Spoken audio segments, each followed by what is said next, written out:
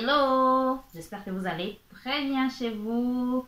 Soyez les bienvenus dans Spirit Show avec Niclette Gata. J'espère que tout va bien chez vous, car chez moi, tout va bien par la grâce de Dieu.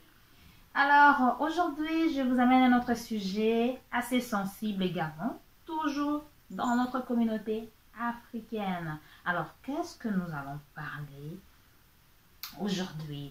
Nous allons parler des Africains qui ne veulent pas avoir d'assurance vie. Pourquoi les Africains? Pourquoi les Congolais?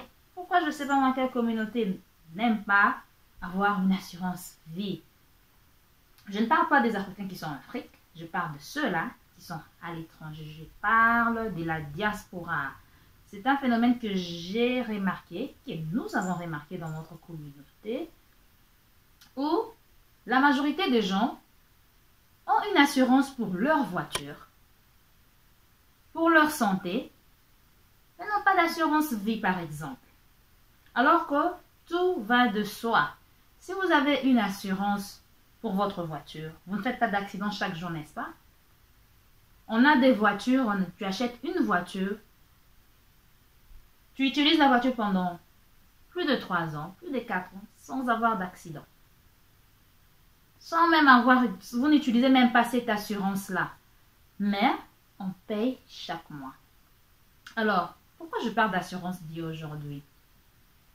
Je suis dans le domaine d'assurance. Ce que je veux vous dire, c'est que je travaille dans une compagnie où on donne des assurances vie aux gens. Alors, j'ai fait le tour, c'est un constat en fait, où vous allez parler des gens, des avantages, pourquoi il faut avoir une assurance vie, pourquoi ceci, c'est là. Et tout le monde, they're turning it down. C'est du genre, ils trouvent des prétextes. Et non, j'en aurai, oh, je verrai peut-être dans une année, ou je verrai après ou demain. C'est comme quand on tombe malade, le corps ne te dit pas que tu vas tomber malade demain. Je ne sais pas.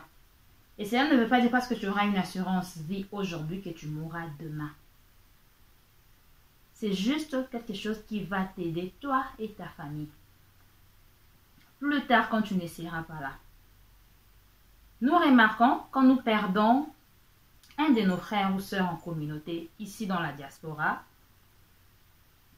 on fait des cotisations. Il y a les associations. Nous avons une communauté. Par exemple, nous, je vais parler de la communauté congolaise ici. On a une communauté congolaise où ils vont s'en charger de faire des cotisations. Chaque famille, des gens vont cotiser dans leurs entreprises et on va verser un montant à la communauté. La communauté va se charger d'enterrer cette personne-là. Malheureusement, ce sont des cas qui arrivent à tout le monde. Nous tous, nous avons déjà perdu un membre de notre famille, un proche, un ami, une connaissance. Ce n'est pas un phénomène nouveau. Mais c'est difficile quand on va vers nos frères et sœurs, on leur explique l'importance de l'assurance vie, ils ne veulent pas l'avoir. Vous pouvez avoir l'assurance vie directement chez vous au boulot, là où vous travaillez. C'est comme votre assurance maladie. C'est inclus de fois, on va vous poser la question, aimeriez-vous avoir une assurance vie? Comme vous pouvez aussi l'avoir en dehors de votre boulot. Mais vous allez voir, quand vous posez la question, vous prenez un groupe de Congolais, vous allez leur demander, as-tu une assurance vie? Non. As-tu une assurance vie? Mais quand vous demandez, as-tu une assurance pour la voiture? Oui. Ils oublient que l'assurance vie est très importante pour vous et pour votre famille. Parce que dans l'assurance vie, si vous êtes marié, vous pouvez inclure votre femme, votre époux ou votre épouse et les enfants. Quand quelque chose arrive à l'un d'eux, il y a un certain montant, on va verser. Ils vont s'occuper des funérailles, ils vont s'occuper de tout ce qu'il faut. Et en retour, vous, la famille, vous aurez quelque chose pour rester, peut-être survivre au malheureux qui est parti ou à la malheureuse qui est partie. Mais nous déplorons, très souvent quand on vient proposer à nos frères ou sœurs des assurances vie, ils sont réticents.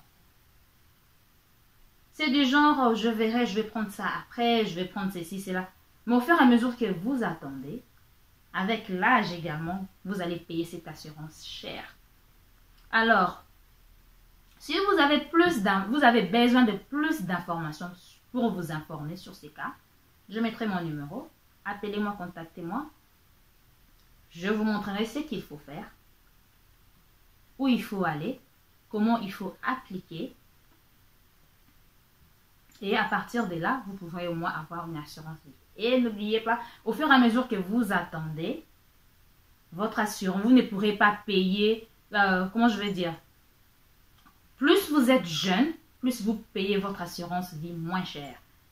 Plus vous avancez en âge, plus vous allez le payer plus cher. Donc il est temps. Si vous êtes déjà dans la trentaine, quarantaine, je sais pas moi, cinquantaine, c'est le moment. De 18 à 24, c'est vraiment le moment en fait. Et quand on a des enfants, mes frères et sœurs, vous ne pouvez pas juste attendre, oh, les jours où je vais mourir ou les jours où je vais perdre quelqu'un dans ma famille, la communauté va cotiser pour moi. Non. Changeons des mentalités. Nous sommes dans un pays où eux-mêmes évoluent de cette façon. Ils évoluent. On parle d'intégration. Vous êtes ici, ça fait plusieurs années déjà. 5 ans, 10 ans, 20 ans ou plus, je ne sais pas. Mais vous ne vous intégrez pas. C'est vrai, chez nous en Afrique, on n'a pas ce genre de système. Ou peut-être dans quelques pays d'Afrique maintenant, ils commencent à le faire. Chez nous, par exemple, au Congo, je n'ai aucune idée que voilà, il y a une compagnie d'assurance et tout, qui assure, qui font tout ça là. Surtout concernant l'assurance vie. Parce que je sais déjà côté assurance maladie, c'est rare également. On n'en trouve pas ce genre de système. Alors, quand vous venez dans des pays où il y a ces avantages-là, profitez-en. 2 fois par mois, vous ne pourrez payer que 30 $, 40 $. Même si c'est 50, mais vous couvrez toute votre famille. Alors, pourquoi les Africains n'aiment pas avoir une assurance vie? Pourquoi? À chaque fois qu'on a un événement malheureux, ce sont les frères qui cotisent, ce sont les sœurs qui cotisent, ce sont les collègues au boulot qui vont cotiser. Pourquoi on doit vivre de cette façon-là? Si bien sûr on va cotiser, parce que c'est notre système, on sait que voilà, si quelqu'un meurt, on doit apporter un soutien à la famille. Si ça sera personnel, on peut y apporter. Mais au moins, quand vous avez votre assurance vie, cela va vous assurer. Cela va aider votre famille avant ou après, quand vous serez là ou quand vous ne serez pas là. Ou si vous perdez quelqu'un qui est inclus dans cette assurance-là. Alors, mes frères, mes sœurs, s'il vous plaît, agissez. Ceux qui n'ont pas d'assurance vie, renseignez-vous. N'attendez pas pendant qu'il sera trop tard, où on va garder les corps et le gouvernement va dire ok, on attend, qui va prendre en charge le corps, on est là en train de cotiser, d'envoyer des communiqués aux gens, d'envoyer des messages aux gens, donner ceci, telle personne est morte, telle personne a perdu telle personne dans sa famille. Please. La communauté africaine, réveillez-vous. La communauté congolaise spécifiquement, réveillez-vous. Il est temps. Renseignez-vous. Intégrez. On parle d'intégration. Vous vous intégrez en moitié. Il y a d'autres quand ils vous parlent de loi. Voilà, ici c'est un pays de droit. C'est ceci, c'est là. Là, la voix est haute. Mais quand on parle de certaines choses, il faut mettre votre vie en ordre. Quand vous avez peur que la police vous arrête parce que votre voiture n'est pas assurée, vous devez également avoir peur de votre propre corps. Vous ne savez pas quand Dieu va vous appeler. Vous ne savez pas quand cela va arriver. Alors, act right now. Ok, voilà, c'est ce que j'allais partager avec vous aujourd'hui. Juste une prise de conscience chez vous. Alors, vous avez besoin d'informations. Mon numéro se trouve là. Je ne saurais pas vous dire comment vous guider. Je parle de ceux qui sont ici aux États-Unis. Moi, je suis à Illinois, l'État d'Illinois. Je saurais comment vous dire. Et si vous êtes dans un autre État, je saurais également chez qui, par exemple, vous recommander.